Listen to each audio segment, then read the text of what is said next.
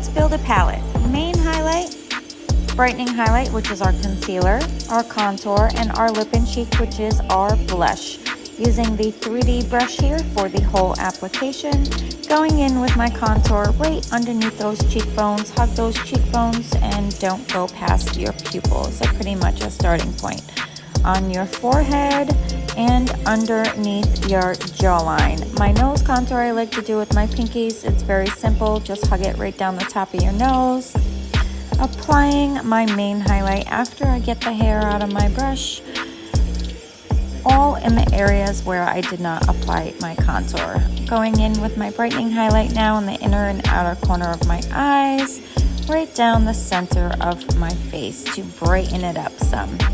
Blending as I go with this brush. It is very simple. Everything blends so seamlessly with this one brush. It's a medium coverage brush.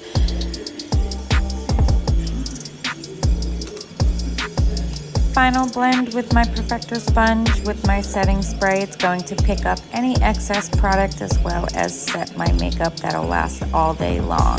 Brush placement, very easy trick. Just put 2 fingers next to your nose to make sure that you apply your blush correctly.